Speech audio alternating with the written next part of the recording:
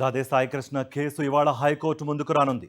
సాయికృష్ణ తల్లి వేసిన habeas corpus పిటిషన్పై విచారణ జరపనుంది న్యాయస్థానం. ఈ కేసులో ఇప్పటికే సిఐ నాగరాజును అరెస్ట్ చేసి పలు వివరాలు రాబట్టారు సిట్ అధికారులు. అయితే కేసును పక్కదారి పట్టించేందుకే పోలీసులు ప్రయత్నిస్తున్నారనే ఆరోపణలు కూడా వినిపిస్తున్నాయి.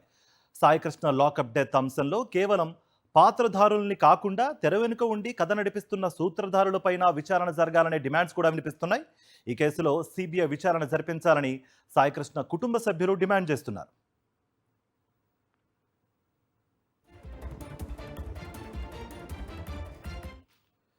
ఇదే అంశానికి సంబంధించి మరింత సమాచారం ఏపీ హైకోర్టు నుంచి మా ప్రతినిధి అశోక్ అందిస్తారు. అశోక్, ఇవాళ సమర్పించే నివేదిక ఆ తుది నివేదిక అనుకోవచ్చా, లేకపోతే పార్షల్ అనుకోవచ్చా? అండ్ మున్ముందు గడువు కోరే అవకాశం ఉందా? ఎలాంటి అంశాలు పొందుపరిచారు సిట్ అధికారులు?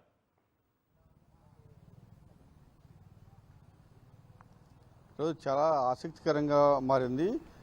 ఏదైతే సాయికృష్ణ అదృశ్యంపై ఆయన తల్లి ఒక హైకోర్టులో హెబియస్ పిటిషన్ దాఖలైంది. గతంలో విచారణకు వచ్చింది. ఖచ్చితంగా ఇవాళ హైకోర్టులో హాజరుపరచమని సాయికృష్ణను హైకోర్టు గతంలోనే ఆదేశించింది. 2 వారాల క్రితం జరిగిన విచారణ సందర్భంగా అప్పుడు పోలీసుల తరపున న్యాయవాది, మేము సాయికృష్ణ కోసం వెతుకుతూ ఉన్నాము, ప్రత్యేక టీములు ఏర్పాటు చేశాము, ఇంకా మాకు ఆచూకీ దొరకలేదు అని వివరణ ఇచ్చింది. అయితే ఖచ్చితంగా ఈ నెల 20 అంటే ఇవాళ ఖచ్చితంగా సాయికృష్ణను హైకోర్టులో హాజరుపరచాలి అని చాలా స్పష్టంగా హైకోర్టు ఆదేశాలు జారీ చేసింది. అయితే ఇదే నేపథ్యంలో దాదాపు 2 రోజుల క్రితం హైకోర్టులో ఒక అనుబంధ పిటిషన్ కూడా సాయికృష్ణ తల్లి దాఖలు చేశారు. అందులో కొన్ని కీలకమైన అంశాలను కూడా పొందుపరచడం జరిగింది. సిబిఐ దర్యాప్తును స్వయంగా పర్యవేక్షించాలి, సిబిఐ దర్యాప్తు వేయాలి, ఆ దర్యాప్తును హైకోర్టు స్వయంగా పర్యవేక్షించాలని ఆ అనుబంధ పిటిషన్లో పేర్కోవడం జరిగింది. నా కుమారుడు అదృశ్యం గురించి కమిషనర్కి ముందే తెలుసు.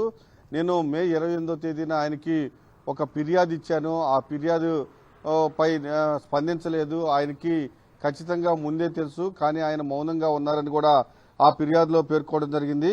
దాదాపు నేను ఫిర్యాదు ఇచ్చిన తర్వాత 45 రోజుల తర్వాత కేసు నమోదు చేశారని కూడా అందులో చెప్పడం జరిగింది.